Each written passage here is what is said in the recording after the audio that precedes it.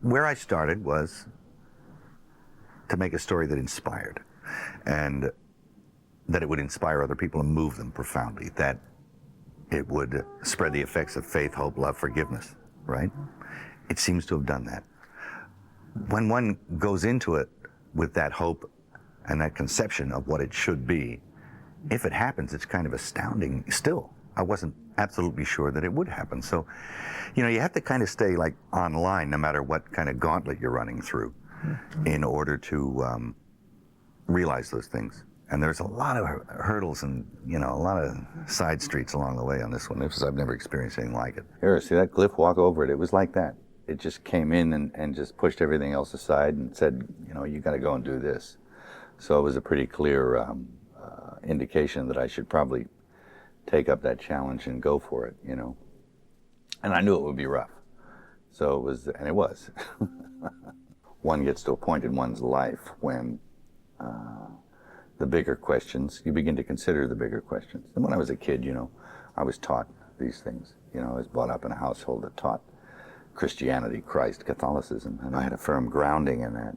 And in my refocus or re-examination of everything, the story of the Passion came up at me, and I kind of used it as a personal meditation.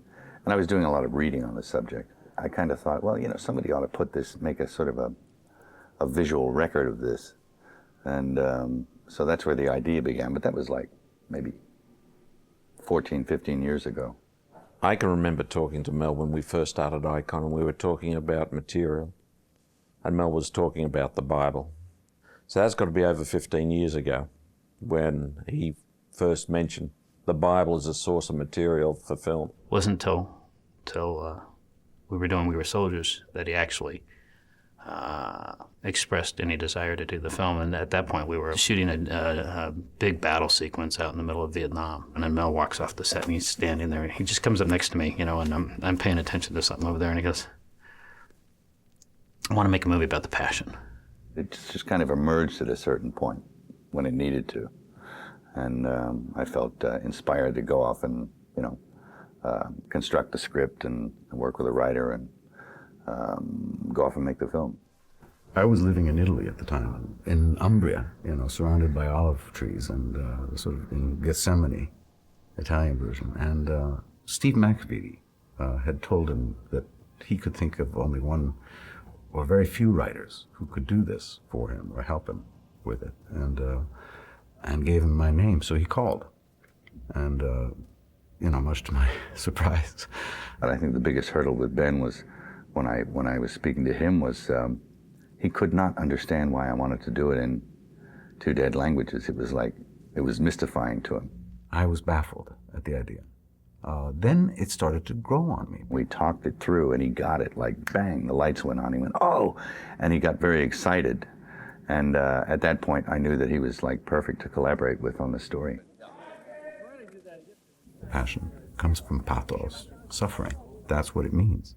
You know, we tend to think of the passion as being another feeling altogether, or another series of feelings altogether. But that's what it means, the suffering. And what we tried to do was to present the account of the Passion as it is in the four Gospels. The Gospels themselves are synoptic. That means that they're synopses of what happened. Or there's 3 synoptic and 1 John. There are moments in this film that are not from the Gospels. One very powerful moment that is not in the Gospels, but is in the book of Revelations, is when we run to him on the second fall, after his head has been crushed by the weight of the cross. Jesus runs his fingers over his mother's face and says to her, you see, I make all things new. I take a line from the Apostles further on and bring it into the present. And it was, he made all things new, so that's not strictly in the, you know, Passion section of the Gospels. But apart from that, very little deviation from the Synoptic Gospel.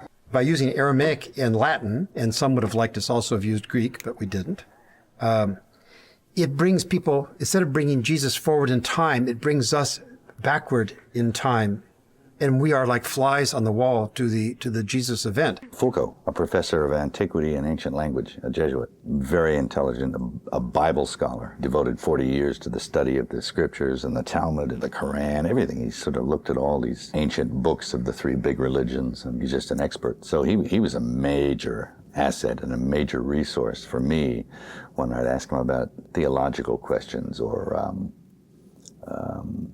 aspects of the film, like, what does that mean exactly? And he'd be able to sort of like go into that for me a little bit.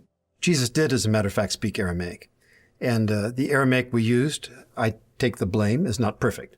But it's about as close as we could come to what we know Jesus said and what the disciples said. So it does have a really sacred sort of quality to it. Probably the language that was officially spoken at that time was classical Greek. And Latin was spoken, and Aramaic was spoken, and probably Hebrew too. But I just decided to go with those two languages because it achieved what I wanted it to achieve, which was more focus and less reliance on the spoken word. And you'd have to use your eyeballs on the visuals and the sound of it. And we also had Pilate address Jesus in Aramaic. He was there for 10 or 11 years, and as a good administrator, he would have known the local language. But we also did it for a theological and artistic purpose, as have Pilate address Jesus in Aramaic. And we had then Jesus answer Pilate in Latin to throw Pilate off. And I think most people who have seen that section of the film understand that Jesus is beating Pilate at his own game. There's a line that I remember well because it was so hard to say, and it is one of the key lines of the film in terms of theology. Jesus turns to Mary during the way of the cross and he says, "Behold, I make all things new." It's kula hachadesh. And I can't tell you how we suffered over that line. I'm overwhelmed by the film. I'm proud to have had any part in it at all. And when I hear some of the lines from Jim Caviezel, all the major actors, indeed, it sends us, I'm very thrilled. We were very fortunate to come across location people from Italy who knew of this town in Basilicata called Matera, which, when I saw the photographs of it, I was kind of stunned that it was there. And it actually, in some places, it actually is 2,000 years old. And not only that, but it looks like the Judean landscape. So from that aspect, it all just worked out for me. And I think the scale of that city is something I haven't seen before in a lot of these kind of Bible movies. And we didn't have to go to North Africa, and we didn't have to get parasites, and we could eat better. I mean, come on, you eat better in Italy. So by the time that the door flies open, you're pretty close to it. Pretty fast, Dave. Well, we had a large set there, and it was designed by Francesco Frigieri. The set that was there was Martin Scorsese's set from The Gangs of New York, and he just tore down what was there, left the scaffolding, and then built his set on top of that same shape, which I thought was very clever of him. I think he's the best that Italy has to offer as far as set construction. He built, for instance, the Praetorium, where he received the sentence, and he made it look as much like Old Jerusalem as he could. Of course, it didn't look exactly like Old Jerusalem. We took some license with that. But what he did do was to match it up pretty well with Matera, so that one felt a seamless kind of journey through the film, because sometimes you're in the set at Cinecittà, and sometimes you're in Matera, and sometimes they're juxtaposed one against another, and you're not quite sure where you are, but it works. It all looks like one place. I know the walls of actual Jerusalem in those days were higher than this. They were like twice as high as this. These are only 35 feet high, but they were even higher than that. They were close to 90 feet high. They were big walls, but this gives the impression of that, and it certainly looks grand, on film. It's a great studio. I mean, it has a great tradition of all the old Fellini films, and when they dug down through the layer of the set, you start to see layers of other sets that had been built over the years. And we sort of jokingly talked about the archaeology of Cinecittà, is that, unlike digging down and finding Pompeii and Greek ruins, you go down and you'd find Marty Scorsese movie and a Fellini movie and a Visconti movie. Set? No one else can have it. I'm going to destroy it. You are? Yes. I'm going to dismantle it. Is it going to be hard for you if you put so much into this? No. Not at all. It'll be mine and no one else's because it'll die with this production. It's like a sacrifice.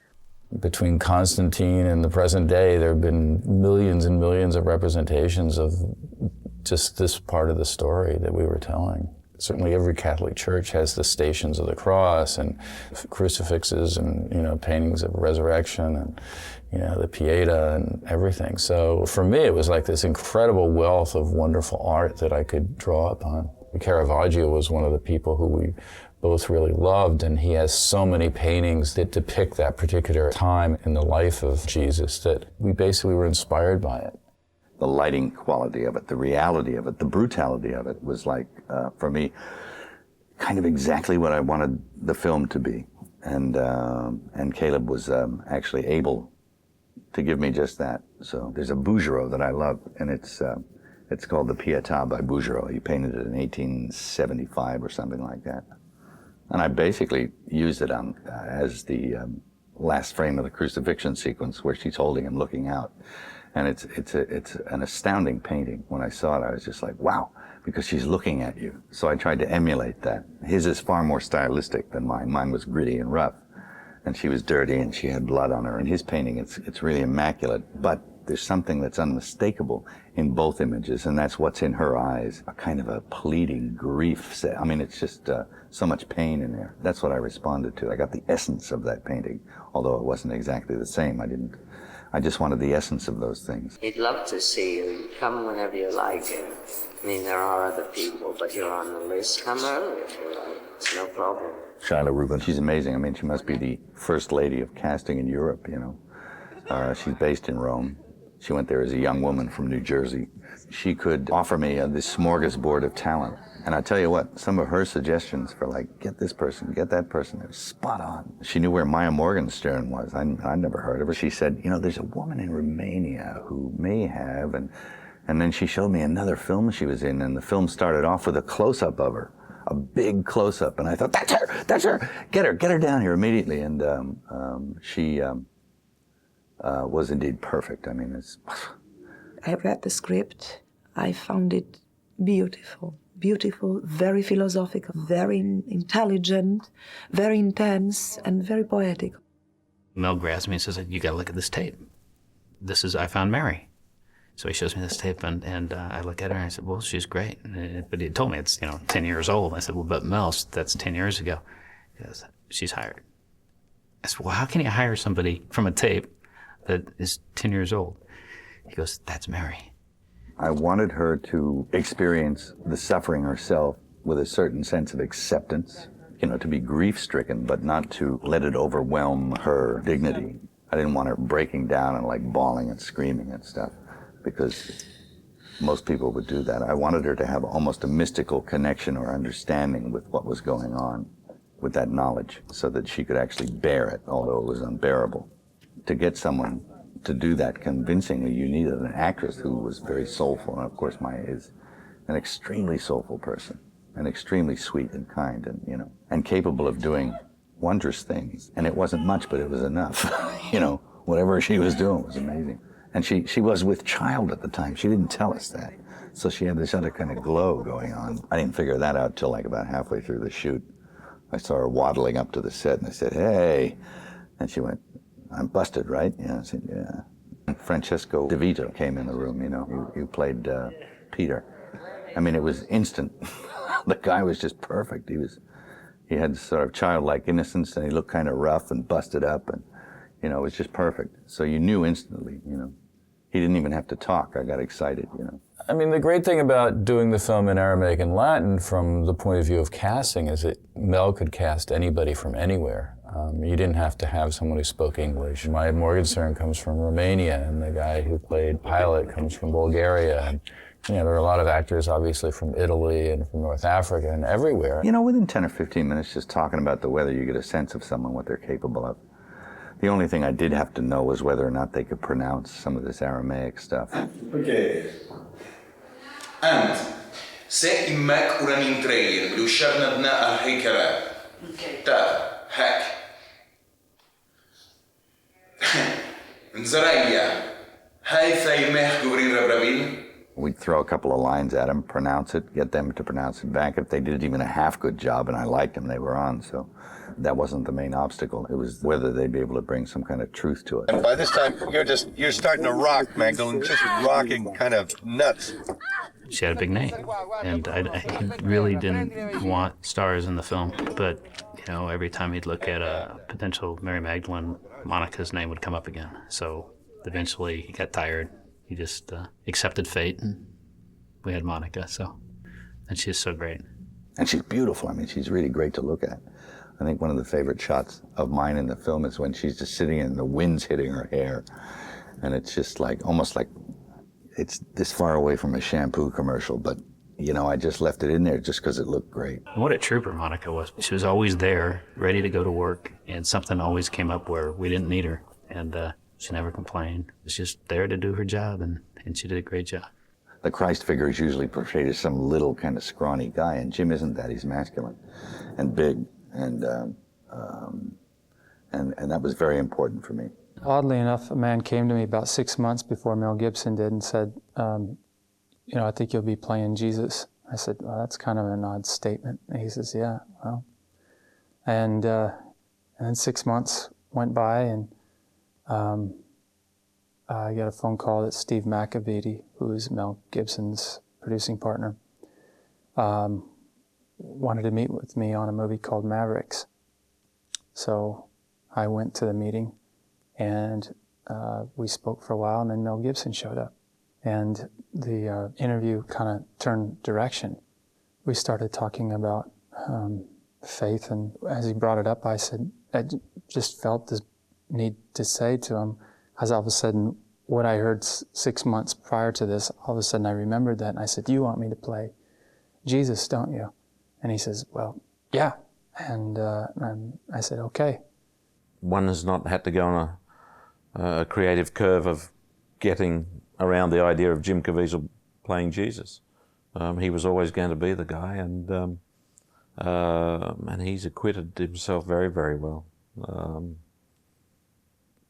Can't think of anybody else that could have done it. He was perfect. I mean, he came tailor-made to do this. He was able to put aside any of his personal kind of wants and just be, which is all it was required, really. It just be in this situation. And it was, I don't know, he pulled it off. I mean, that's one of the hardest things to do. And I defy anybody else to try that. I don't think there's anybody else. There's another aspect of him that's just otherworldly or inspired or higher. Sometimes you'd forget about everything and just get zoned right in onto what he was doing. It'd be really interesting.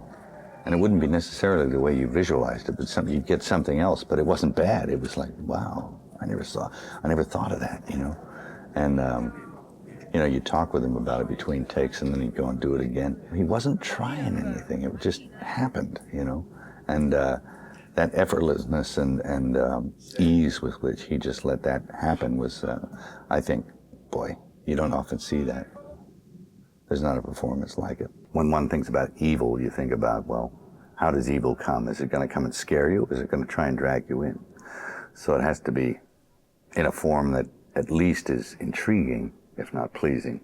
Rosalinda, she's kind of beautiful. There's a beauty and symmetry to her face, and her eyes are gorgeous. But we took some things away from her. We took her eyebrows and her hair away, and you didn't quite know whether she was a man or a woman because we played with her voice. She could have been an angel, for all you knew, to begin with. It masquerades as things that could be good, but then all of a sudden the edge lifts off, and you see maybe just a hint of what it really is, and that's the most frightening thing about it. And many people have asked, what's with the kid, He was a nice little fellow called David Marotta, who was a Lilliput, who's probably about my age, but from behind he looks small and bald, and when he turns around he's this kind of wrinkled guy. But it's like really like... You're crazy. No, you're crazy. Con la lingua larga. Devi passare lentamente con la lingua. Tutti e due, no? Gibson, you're crazy. What could be more wholesome than the image of a mother with a child? It's benevolent. It's I've skewed it slightly so when the baby turns around, there's something wrong with the baby, is masquerades as something wholesome, but in fact is underneath, you know. There's a deception involved, and that's evil, I think. What do you think? Mel? It's too much, or? Maurizio Milanote, I mean, please. He's worked on like 5 films for Icon, and he just gets better every time. And he was already good to start with. Beautiful costumes, you know, luxurious fabrics, and it had a sense of reality to it. One had the idea from looking at his costumes that they were all made by hand, and that they were rough-hewn and worn, and that people didn't have a whole bunch of suits. They had a couple maybe, and you know, they were aged, and it just looked very gritty and very real. I loved his costumes. They really made it. And the beards that they played, they didn't look like phony Bible bad wigs and all this kind of stuff. Either people had their real hair, or they had very good wigs and beards, and they were applied by people that really knew what they were doing. I think Jim had his beard applied in pieces, in layers, like with hair. That's kind of like doing a haircut in reverse. That's almost impossible. That's like shoving a toothpaste back in a tube, you know? And it looked real. Now, at that point, over there, you went up to him, didn't you? As far as just directing the film, it's probably about the hardest gig I've ever done in my life. And it wasn't as big as Braveheart with all the horses and people and stuff, but there were more precise things that had to happen in it. Every sequence was definitely difficult to get, and difficult to get the way you wanted to get it, so that you really experienced it, so you felt like you were in the middle of it.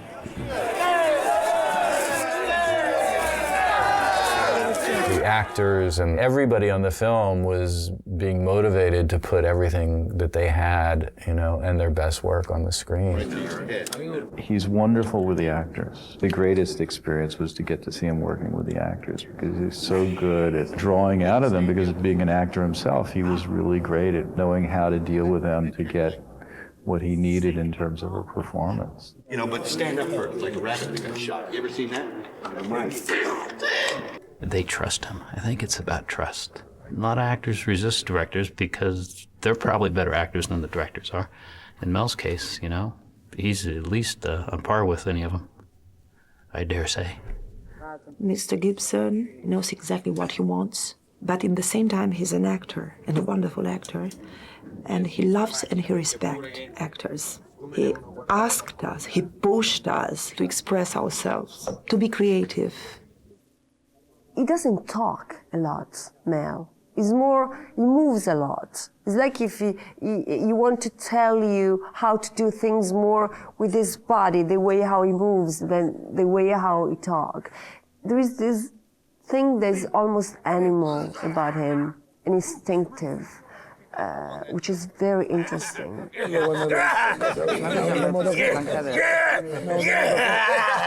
When he's directing and he's watching the video monitor, and he'll be doing the action. He'll be even saying the lines sometimes, and the facial expressions, and he'll be moving back and forth. And you almost want to sit him down and tie him to the chair, because it gets distracting. You know, he's moving and he's making noise while he's doing it too. So sound guys are going crazy, and he really gets sucked right into the moment, as if he's part of that whole scene that he's directing. And it's unique. I've never really seen anyone do that. I was lucky to have Steve McAvity there, who was like, the guy's amazing. He doesn't know how to quit, you know. Sometimes I want to slap him. I said, why don't you just quit? You know, but he doesn't know how to quit. He's really dogged. So he was really good to have there. He's always a good guy. And a lateral thinker as well. If you're banging your head up against a wall, he'll say, hey, why don't you just walk around the wall? And you go, oh, thanks, Steve. I hadn't thought of that, you know. I mean, he just thinks in an oblique way that's kind of, it just didn't occur to you because you're too focused on what you're doing. So he's able to sort of like pull you up and go, hey, you know. Great. He was a really valuable asset, really put himself out there, gave everything he had. The guy lost 50 pounds during production. He was like a walking skeleton by the end of it, but he was like a ball of energy. He was just going on hard. I got an idea. Why don't we let me out? All right. Nobody understands me. I need a translator. Oh, you were. Di non andare dietro Jim, se no se. Molto energy. Now we have these signs. Do you see these signs? Vedete questi cartelli che abbiamo qua giù, che abbiamo fatto? All right. Okay, do that one. Fate questo, fate demonio, fate demonio! Hey, what did you come to me on the way to the war there? I mean, you're working in another country with people who speak another language, and you have that step. You're missing that step of communication, instant communication. You got to depend on interpreters and stuff like that. So it's kind of frustrating. Everything takes a little longer. Don't use the same gestures all the E time. non fate lo stesso gesto di continuo. No repetitive gestures. Use different gestures. Fate gesti diversi. And then sometimes it was not worthwhile trying to even explain what you really meant. You had to do something simpler that would approximate that. Some things are too intangible almost to grasp. So you just say, okay, everybody, think happy thoughts, or, you know, whatever it is that you can juxtapose against something else to emotionally get the right kind of level. You're all looking here. State tutti guardando verso di qua. 34, 35, 36, 37, 38. I think it was more my problem than anything else. I mean, people on the continent over there are used to somebody next to them speaking another language, so they've developed some kind of other sense that understands. And in many cases, I would be saying something in English, and they would just look at the translator and go, no, I get it. And not knowing English, but they get it. I must have been doing something, communicating in some other way, or they're just more attuned in Europe to be able to understand someone without necessarily understanding all the verbiage. I begin to turn into Satan in 5 minutes. I'd just get cranky while I was out there and something didn't work. I'd be like, But when I did growl, I'd always apologize afterwards because you don't want to mess with the Italian film crew. You spend, almost 5 months kind of making a film, and you're not sure whether it's going to work. And you think, am I the biggest idiot in the world? Biting your fingernails at night thinking, I'm doing everything wrong. And those are the little demons coming into you saying, you're not doing this right. You're going to fail. You'll never make it. You know, the little voices. I wanted the light quality of it to be really dynamic and beautiful. Pretty much like a Caravaggio painting, you know. And he can do that. We had a world lit only by fire. He certainly gave that older sort of just firelit look to anything at night. Of course, we had a little help from electrics, but hopefully no one noticed. You know, we always sort of jokingly said, never has so much light been used to create so much darkness. And action. Down. All right, never mind, cut. Okay, that's good, that's good. You obviously feel a certain responsibility because you're feeling, you're telling a story that means so much to so many people that you really want to get it right. But in the end, I felt guided by the same things I'm guided by in every movie, which is the dramatic structure of the story and the drama that's going on, and creating visuals that would help, to amplify that particular dramatic part of the story. When we were doing the raising of the cross, we had a technicrane there so that we could stay with it and stay with the point of view of Jesus going up on the cross and get the angles that we needed so that we would not, have to step back and lose the emotion of and immediacy of what was going on. Head forward, Jim. Head forward, Jim. Pontius! Lift your head forward, Jim. Pontius! And, there's a lot of technical aspects to it, but in the end, what really drives you is some kind of subconscious, inspiration that gets you to those compositions and those feelings that they express. That's got to look real, and it does. To me, it's pretty horrendous. Not that we sort of focus too much on too many gory things, although, you get the message. But where it has to be quite real, it is. And the special effects are nothing short of brilliant. I've never seen anything quite like them. You don't know that they're special effects. That's how good they are. You don't know. Jim is not just Jim Caviezel in this movie. There's no one thing that has Jim just being him. He either has a wig, he always has a nose prosthetic on that we apply every single day. I had a total of 9 different stages to Jim Caviezel's makeup, from start to finish, from Last Supper to Pieta. Come va, Angelo? What was born out of this film for the makeup artist is a new technique. We had to have a technique that the actor could be mobile in, could work in, and most importantly, a makeup application that we could do in a timely fashion. If we have an actor in facial prosthetics, full body prosthetics covering every inch of his flesh, a beard, a wig, dentures, you start to add up all these elements and you start to add up time. And when you're doing that 25 days in a row, you can't have 8 and 10 hour makeups. You'll never sleep. The makeup times in this thing are as long as 8 hours, as short as 3 to 4 hours. Depends what we're doing. If we're doing the scourging scenes, it's 8 hours. If we're doing the regular makeup, it's 3 to 4 hours. We ended up developing a technique based off of a temporary tattoo idea. It's a 3-dimensional prosthetic that is transferred to the skin via water. And these prosthetics are attached to giant sheets of paper. And we had this special chair that we'd constructed for Jim. And that way we could get around his entire body. We could get the front, the back, behind the legs, in front of the legs, around the arms. And we were able to take these giant sheets of prosthetics that were attached to paper, stick them on his body, wet it with water, and then peel off the paper, and all these pieces were attached to his body. Well, right now we're doing a special effects shot mixed with practical elements of the damage done to the temple by the earthquake, because it was like cracked. The temple got cracked in two. A big old split went down, and so we're trying to emulate that. 3, 2, 1, go! The whole thing about that, the miniature for the temple split was really cool because there was an idea, an approach on how that shot was going to be done. And I remember Ted calling me and saying, hey, you know, I have this idea on how to do this.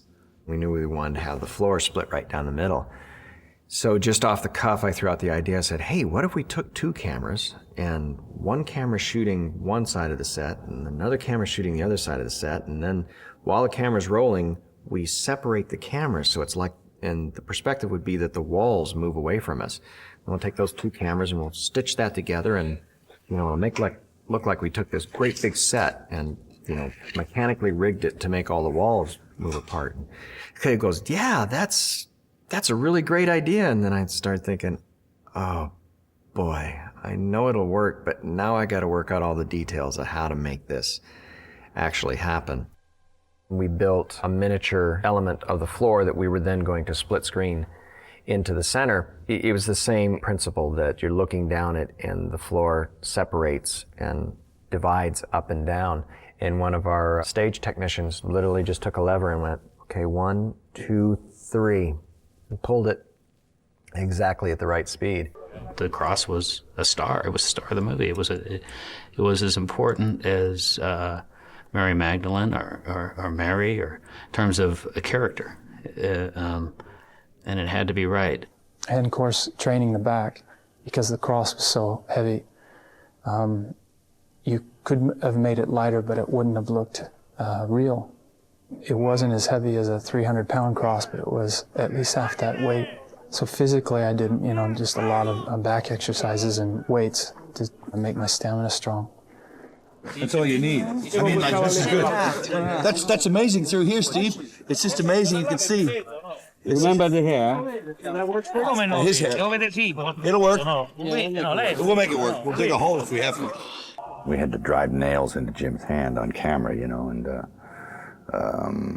of course that had to be a special effect. You can't drive a nail into somebody's hand. My initial reaction was, don't try to shoot anything on set, just have, you know, his hand stretched out like this, just turn his hand down into the cross and use the ropes as the blend line between what is shot on set and what we could shoot back here, knowing that when we got back here, we reversed the setup.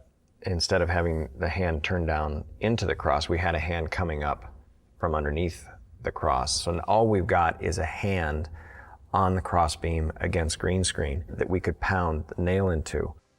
You know, you cook up in your imagination and you have to go around and find out how to execute them, because the answer isn't always easy for some of these things, you know. I mean, how do you get Jim on the cross, nail him to it, flip him on his face, then flip him back over and so he lands on his back, and without killing him? You've got to find ways to do it.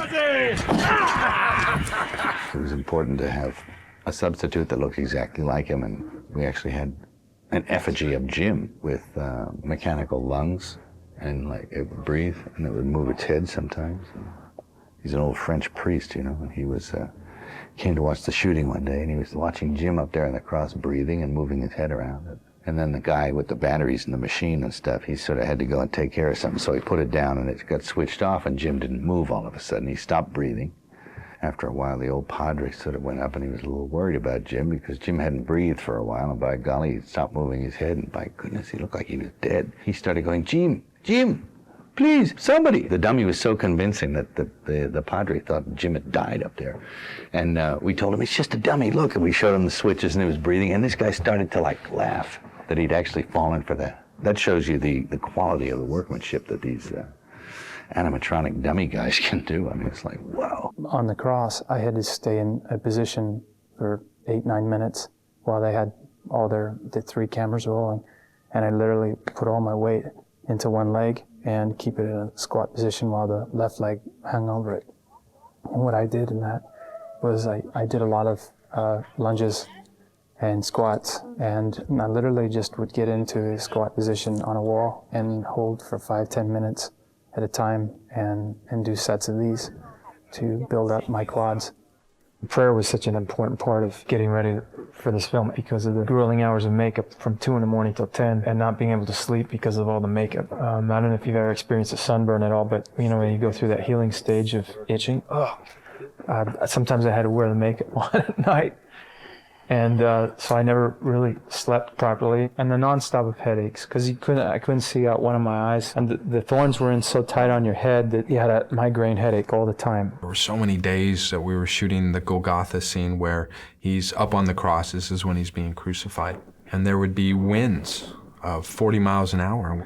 Everybody's in jackets or parkas or trying to keep warm, trying to keep the sand out of their eyes, and here's Jim in a loincloth, covered in blood, and he's up on this cross 15 feet in the air, and the cross is blowing back and forth. And there's definitely moments when you're looking up there and you have your head in your hands. The gas heaters to keep you warm had gas coming out of it, and I was very sick from them. I couldn't keep anything down while I was on the cross. Jim? Oh, he suffered up there. He really suffered. I mean, it was freezing out there. He was up on this thing. His arm was like, he had trouble with a bad shoulder. It was all ripped out. And he never complained much. Every now and then he says, oh man, can you guys hurry up? You know, poor guy. Mel decided he was going to do this in 2 dead languages. You know, it doesn't seem like the obvious good investment. You know, we also spoke with other studios before we started shooting and some private investors. And but, you know, we said, you know, we don't, you know, this is going to be a risk, especially the private investors. You know, if you want to, we told them, if you want to get involved in this product, you better be prepared to lose your money and do it, you know, for the same reason we're doing it. And they wisely didn't get involved. The challenge to me has always been the marketing and the distribution of it, whether the studios would accept the film or want the film, and if they didn't, what were we going to do? In objection to the film, or at that point, they were objecting to the script. They hadn't even seen the film. The film wasn't even done. It was almost being banned in the media before it ever came out. We could see the controversy was just going to build, and it was going to start really affecting the film. And if we didn't do something, we were going to get such bad press, we wouldn't be able to survive it. The controversy was, at the same time, very tough on you know, the people that made the film, on Mel and the producers, because some of it was very, you know, personal, was attack, and that I think was very tough. It was, you know, personally hard for Mel because, you know, they're attacking his father and his family, and he could see the writing on the wall. He knew it was coming. There were many at the time, people opposed to the film who were opposed to the film in principle before they'd even seen it, and were very public in their condemnation without having seen it.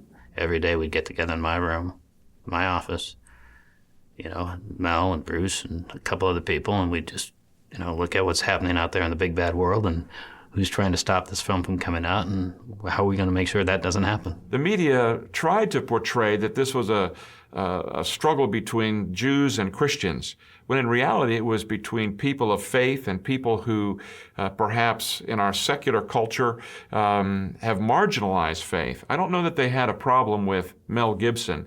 They didn't have a problem with the accuracy of the film. They had a problem with the content of the Gospels, with the Bible itself.